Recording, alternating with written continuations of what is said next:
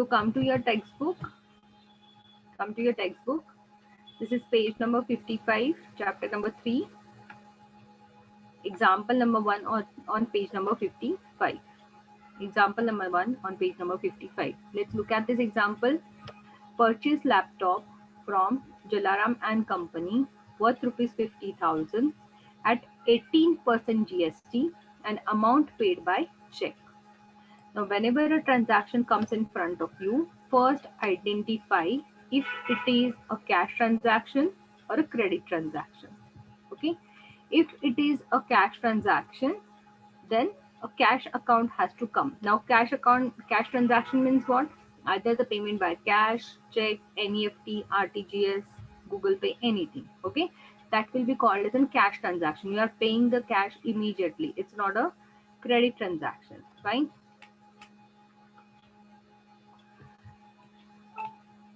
Okay, so in this transaction, the payment is made by check. So is it a cash transaction or credit transaction? कौन सा transaction है, cash या credit?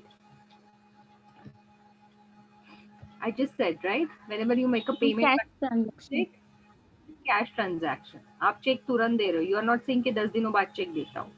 तुरंत आपने purchase किया और आपने तुरंत check दे दिया. So this is a cash transaction. Okay. Now what we have purchased? Purchase of a laptop. Now, purchasing a laptop, is it like purchasing the goods?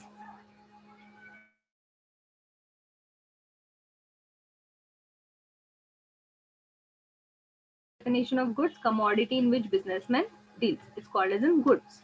तो लैपटॉप हमारे लिए गुड्स नहीं है. हम लैपटॉप लेके वापस किसी को सेल करने वाले क्या? नहीं. बाय एंड सेल कर रहे हैं हम लैपटॉप का? नहीं. We are going to use it for our personal purpose. एक बिजनेस पर्पज के लिए हम इसको लॉन्ग टर्म के लिए यूज करने वाले. So whenever we buy such kind of commodities, we debit them with their own account. Assets are always debited. Assets are always recorded with their own name. So this is not a purchase of goods. So we're not going to use a purchase account. The account that we have to use is laptop account. Okay, so one account identified is a laptop account. Now laptop is what kind of account? Yes. Can you see, touch, feel, and measure in terms of money? Laptop? Real account. Yeah, it's a real account. So real account says, what is the rule of real account? Debit what comes in, credit what goes out. Now we always have to think from a business point of view because business entity concept. Please close the door. It's a business entity concept. Okay. So business entity concept says that आपको business के point of view से सोचना है. तो business में laptop आ रहा है कि जा रहा है? बिजनेस से laptop it's coming in. Real account से debit what comes in. Debit करना है जो बिजनेस के अंदर आ रहा है. तो लैपटॉप विल बी डेबिटेड. ठीक. तो लैपटॉप जो अकाउंट हम डेबिट करने वाले हैं इसकी कॉस्ट कितनी है? What is the cost of that laptop? 50,000. तो जब हम इसको प्रॉपर जर्नल एंट्री फॉर्मेट में लिखेंगे, what is going to be the format? Journal entry format कैसे होता है आपका? Date, particulars, correct. या उसके बाद एक कॉलम होता है जो एलएफ कॉलम होता है एंड उसके बाद debit amount and credit amount. तो इस प्रॉपर फॉर्मेट में कर लेते हैं हम लोग इसे. So this is writing the rules is only for your understanding purpose. In the exam you don't have to write the rules in a journal entry format. आपको वो बस rules पता होने चाहिए और you directly analyze it. आप खुद सोचो कि क्या डेबिट करना है, क्या क्रेडिट करना है एंड डायरेक्टली आप उसका इम्पैक्ट दे दो. Okay okay.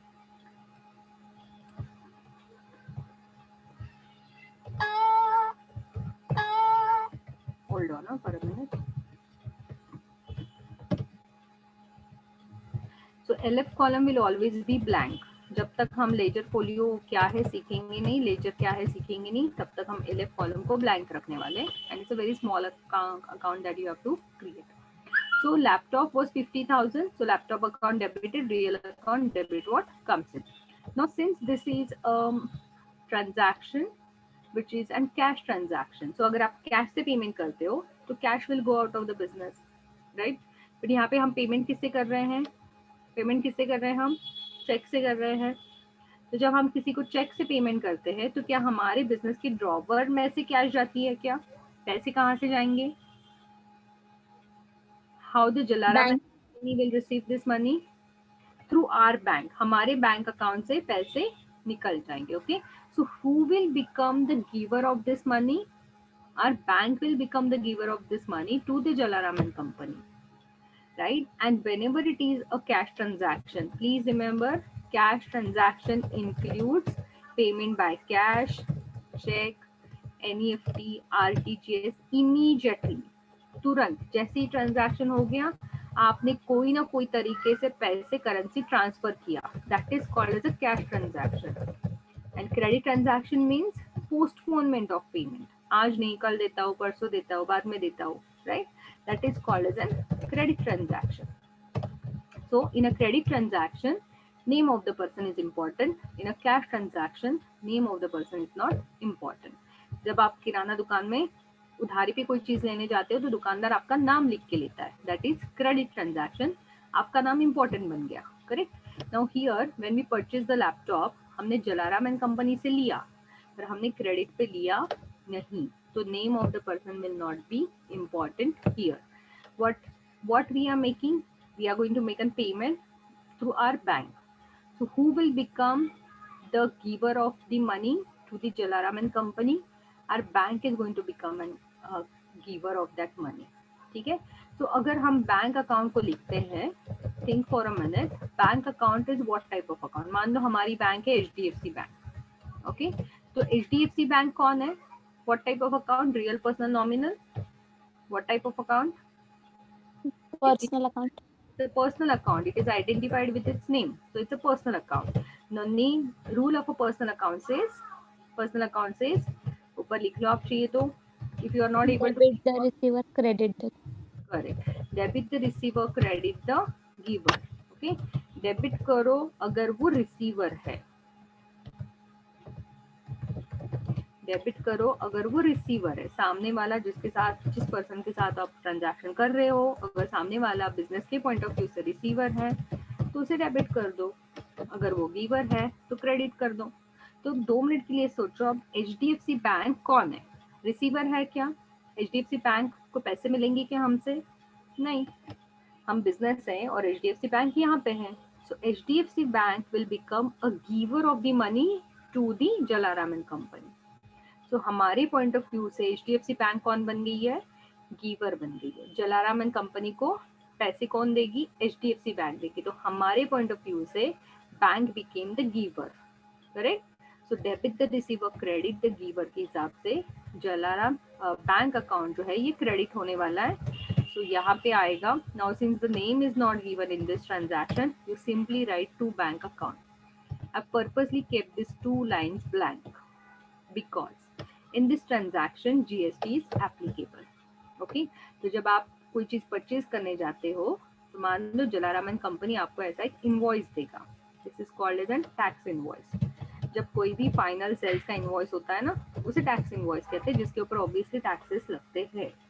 तो यहाँ पे डेट वगैरह लिखा होगा, यहाँ पे जलाराम एंड कंपनी का स्टैम्प होगा, करेक्ट, एंड देन इनका एड्रेस होगा और यहाँ पे नीचे होगा इसका इनवॉइस नंबर एंड बाकी सारी डिटेल्स कि क्या परचेज किया, पर्टिकुलर्स. क्या परचेज किया हमने? लैपटॉप.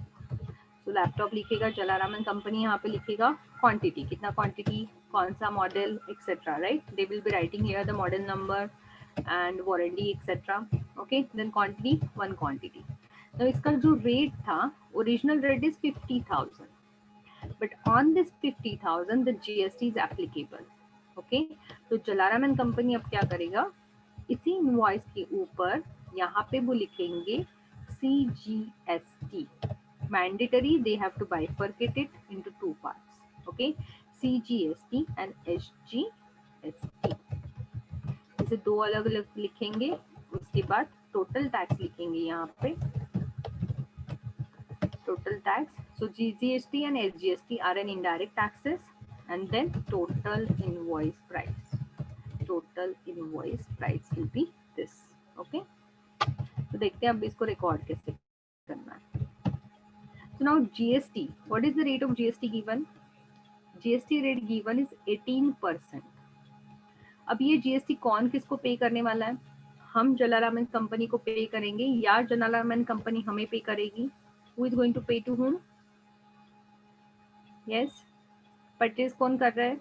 हम कर रहे हैं. सो जीएसटी पे करने की जिम्मेदारी अल्टीमेट कंज्यूमर की है, जो इस कमोडिटी को यूज करने वाला है. He will have to pay this GST. Okay, this one is clear.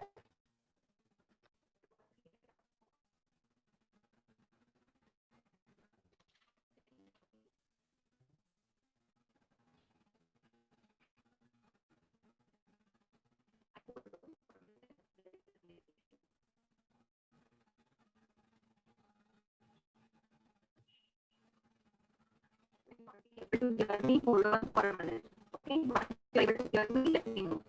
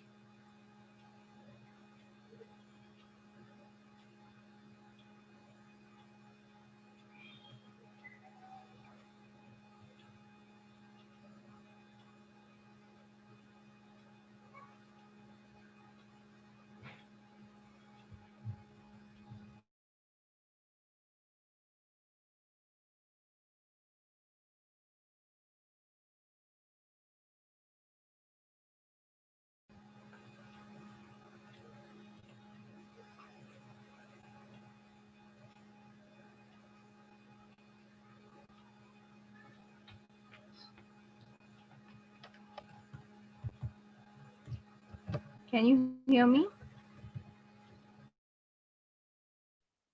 Yes, ma'am. Yes, ma'am. Okay, ठीक. Give me a minute. I'm going to reopen that Excel file.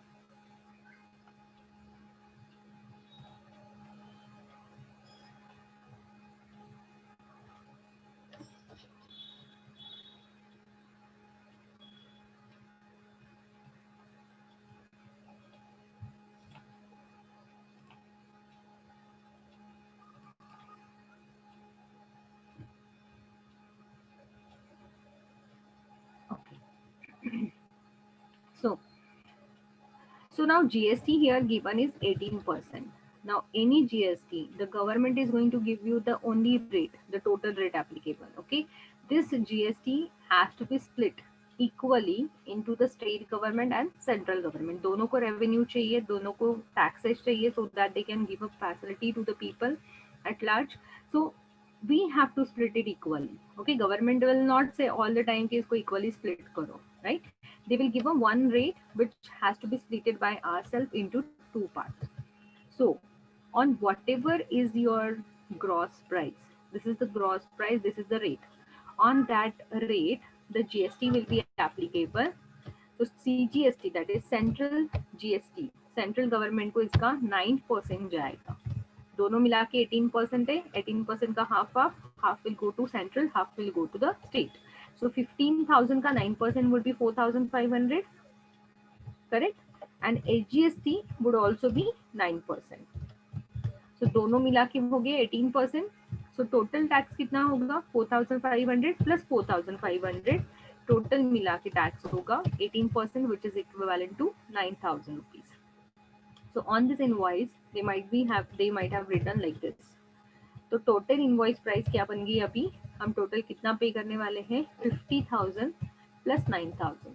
तो हमारे लिए लैपटॉप की जो कॉस्ट है that is 59,000, but it is divided into three parts basically: the main laptop cost, then the CGST and the HGST.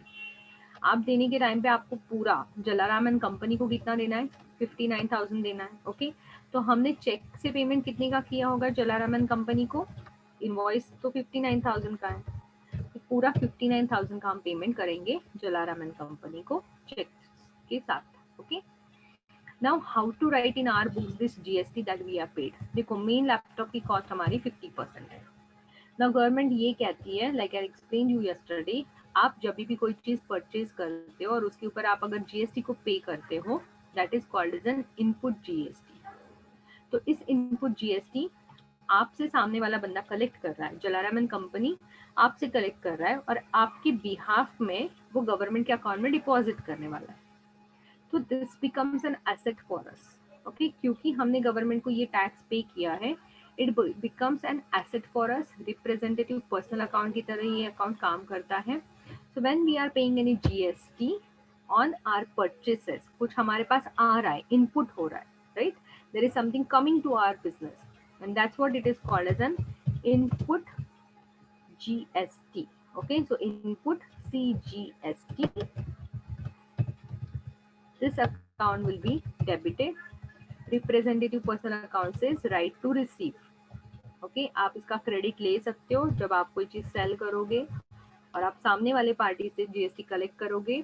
तो आपने मान लो सामने वाले पार्टी से 10,000 रुपए कलेक्ट कर लिए, तो आप उसमें से ये 4,500 माइनस करके बची हुई अमाउंट आप गवर्नमेंट के अकाउंट में डिपॉजिट करोगे. This is called as a credit system.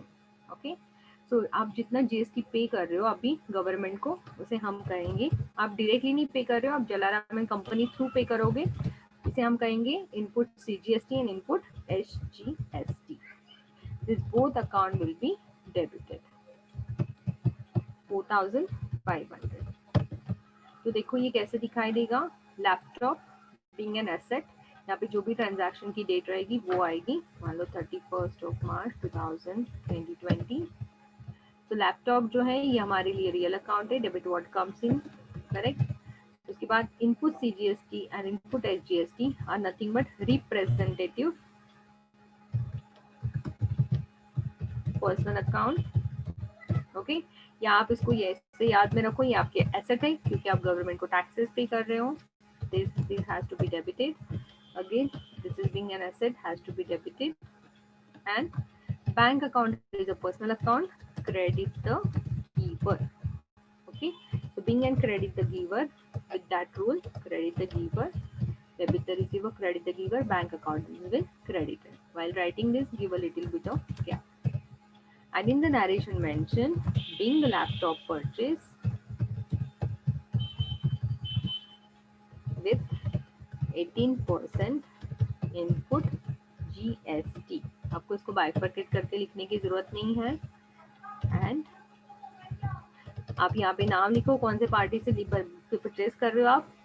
क्योंकि आपको ट्रांजैक्शन ध्यान में नहीं रहेगा किससे परचेस किया, क्योंकि पार्टी का नाम कहीं पे भी नहीं आ रहा है। So from Jalaram and company you can write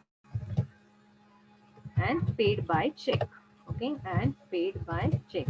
You can also give a check reference number in this narration. See, जो भी check number है आप उसका narration में 6 digit number का reference आप दे सकते हो.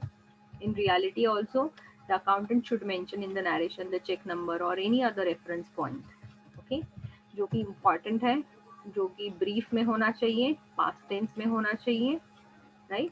जो कि आगे चल के आपको काम आए. The purpose of a narration is to provide the information, additional information about that transaction. Okay, clear? Any doubt you have in this transaction? जब भी परचेज करो तो इनवॉइस के ऊपर जो है जीएसटी लिख के आएगा, बट उसे हमें परचेज लैपटॉप की कॉस्ट के साथ ऐड नहीं करना है, क्योंकि इसका हम क्रेडिट ले सकते हैं, इसको हम गवर्नमेंट से कह सकते हैं आगे चल के कि जो भी हम सेल करेंगे उसके ऊपर जीएसटी कलेक्ट करेंगे, वो हमें गवर्नमेंट के अकाउंट में डिपॉजिट करना होगा। तो उस टाइम पे हम इतनी अमाउंट उसमें से माइनस करके बची हुई अमाउंट गवर्नमेंट के अकाउंट में डिपॉजिट कर सकते हैं। ओके, इसलिए हमें इसको सेपरेटली बताना है। This does not go as an expenditure, ये मैंने पर्सनल अकाउंट लिखा है, एक्सपेंस लिखा नहीं है। तो this is not going to go into profit and loss account.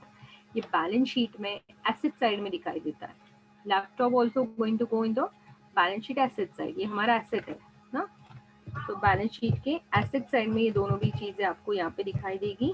Assets में you will see a laptop and you will also C a input, जितने भी आपने आज तक जितना भी सीजीएसटी पे किया होगा वो भी दिखाई देगा, और इनपुट एचजीएसटी भी आपको दिखाई देगा। ठीक है, clear? Yes, this will be visible here. जब तक आप इसको यूटिलाइज नहीं करोगे इट विल बी हियर। 4500 आपके एसेट में दिखाई देता रहेगा। Okay, yeah, good with this one transaction. Now today what you can do is, yes, will you try sales? Yeah, you have to try sales transaction. ठीक है, sold motor car, shall I show you immediately? बता दूं मैं आपको ये cell वाला? Okay, listen now. Sold motor car for rupees 1 lakh at 28% GST and amount received by check. अब हम यहाँ पे सेल कर रहे हैं, ओके तो हम सेल्स इनवॉइस बनाएंगे। हम मोटर कार को सेल कर रहे हैं। Now think of motor car, क्या हमारे लिए क्या होगा motor car? It can be our asset. Okay, they have not mention कि मोटर कार हमारे लिए गुड्स है, तो हम हमारी एक एसेट को सेल कर रहे हैं। जब भी आप एसेट को सेल करो तब आपको उस एसेट का ही नाम लिखना है। तो 31 मार्च मान लो 2020, I am selling the motor car. तो यहाँ पे is this first of all cash transaction or credit transaction? We are selling the motor car. Is this cash transaction or credit transaction? Cash transaction. Cash, the amount is received by cheque. Cheque से मिले, cash से मिले, जी पे मिले, Google पे मिले, कुछ भी मिले, राइट? तुरंत आया क्या पैसा जैसे ही ट्रांजैक्शन हुआ वैसा? Yes, then it is a cash transaction. Okay, so cash transaction जब होता है तब name of the person is not important. किसे बेचा क्या जरूरी नहीं, किसे बेचा जरूरी नहीं है। What we are selling? Motor car. So if I use a motor car account because I'm selling it, it remains a real account. ये real account ही है, मोटर कार real account है। I show you here, motor car एक real account है, and real account says debit what comes in, credit what goes out. Motor car दिखाई देती है, सब कुछ है करके, can be seen, touch, felt, measure in terms of money. तो ये real account है। रियल अकाउंट से credit what goes out, motor car business से बाहर जा रही है, हम सेल कर रहे हैं, तो being an real account it goes out, इसे हम क्रेडिट करेंगे। अब 2 मिनट के लिए देखो, if it is going to be credited, but जब हम इसका सेल्स इनवॉइस बनाएंगे, क्योंकि हम सेल कर रहे हैं ना, तो हमें इनवॉइस देना पड़ेगा सामने वाले को। ओके, जो परचेसर होता है वो सेलर से इनवॉइस मिलता है उससे। तो मान लो ये हमारी कंपनी है, हमारी कंपनी का नाम एबीसी कंपनी है, हमारा एड्रेस है, हम सेल्स इनवॉइस बना रहे हैं, sales invoice number 345। What we are selling? We are selling motor car, model वगैरह सब कुछ लिखा होगा। कितने की मोटर कार थी? What is the value of an motor car? 1 lakh rupees की मोटर कार थी। ओके, तो यहाँ पे हम रेट लिखेंगे 1 लाख रुपीज का। तो जैसे ही आपने मोटर कार का रेट लिख लिया, मोटर कार के सामने क्रेडिट कॉलम में 1 लाख रुपीज लिख दो, बिकॉज मोटर कार की वैल्यू 1 लाख है। Okay, now how we are getting the money? पैसे कैसे मिल रहे हैं हमको? कैश मिल रही है क्या? नहीं, चेक मिल रहा है। सामने वाली पर्सन अगर हमें सामने वाली पार्टी अगर हमें चेक देती है, तो हमें ये चेक हमारे ही बैंक अकाउंट में डिपॉजिट करना पड़ेगा। तो अल्टीमेटली पैसे कहाँ पे जमा होंगे? पैसे कहाँ जमा होंगे? हमारे बैंक में डिपॉजिट हो जाएंगे। ओके, तो bank will become the receiver. तो debit the receiver, credit the giver. Personal account कहता है debit the, personal account says debit the receiver. Bank will become the receiver of the money. Bank हमारी ही है, पैसे कहाँ पे जाएंगे? हमारे बैंक में जाएंगे। तो bank will become the receiver of the money.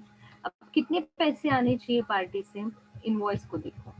Okay, यहाँ पे हम कस्टमर का नाम लिख देंगे, जो भी कस्टमर होगा वो, एंड इसके ऊपर जीएसटी देखो। अभी GST, how much is the GST here?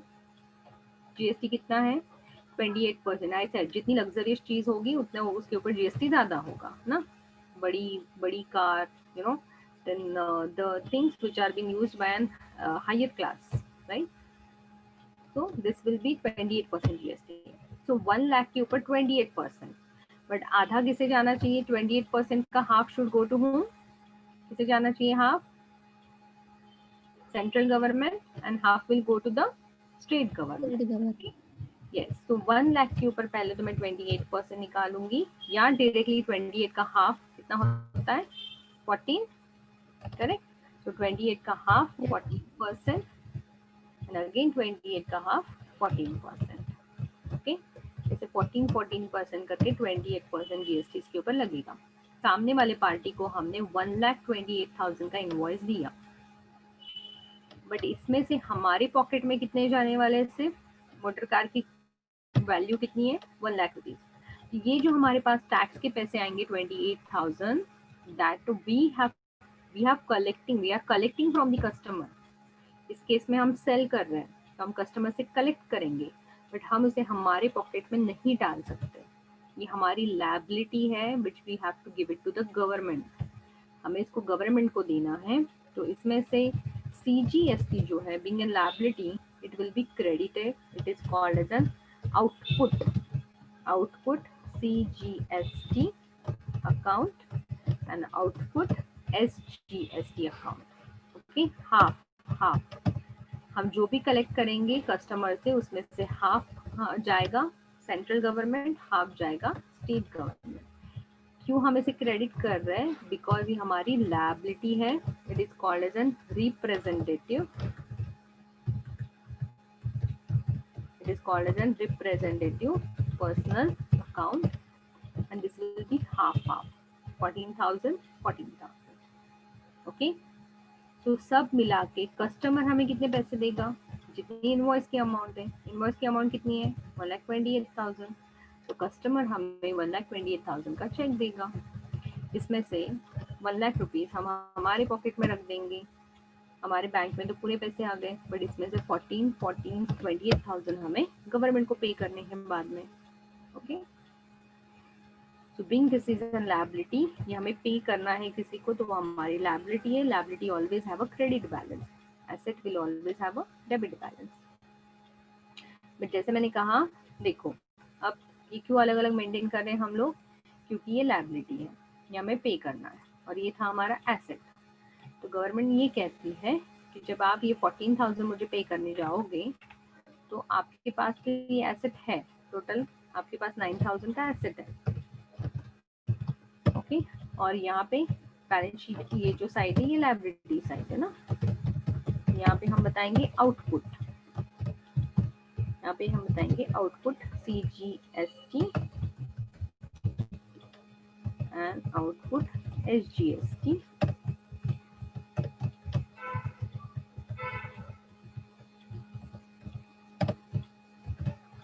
Okay, तो गवर्नमेंट ये कहती है कि आप मुझे पूरा का पूरा 28,000 मत पे करो। ये आपके पास एसेट में पड़े हैं ना, जो 9,000 रुपीज, करेक्ट? आपने कितना कलेक्ट किया था? 28,000 कलेक्ट किया था, इसमें से आप ये जो अमाउंट आप ऑलरेडी गवर्नमेंट को पे कर चुके हैं आपके परचेसेस पे, वो माइनस कर दो और गवर्नमेंट के अकाउंट में सिर्फ नेट अमाउंट हम बाद में पे करेंगे। ओके, तो जब गवर्नमेंट को पे करेंगे तो ये सेट ऑफ हो जाएगा एक दूसरे के साथ, ये एसेट साइड से लायबिलिटी साइड में आपके माइनस हो जाएगा, यहाँ पे लेस हो जाएगा ये वाला पार्ट। हाँ, और नेट में गवर्नमेंट में हमें कितने पे करने पड़ेंगे, तो विल सी थ्रू अकाउंटिंग इसको कैसे करना है, ये हम बाद में देखेंगे। तो 28,000 में से 9,000 माइनस हो जाएंगे, तो नेट में हम गवर्नमेंट को सिर्फ पे करेंगे this 19,000 will be paid to the government. This is how the set off happens, and इसलिए इसको हमें अलग अलग रखना है, अलग अलग अकाउंट में शो करना है. Don't mix up it with the original sales cost or original purchase cost. Okay, yes, clear, understood. So this was chapter number 3, page number 55. Example number 1 and 2, we covered both the example. One was for sales, one was for purchase. जब आप cell करते हो तो output ये word use करना है, जब आप परचेज करते हो कमोडिटी आती है तो आपको इनपुट ये वर्ड यूज करना है। ओके,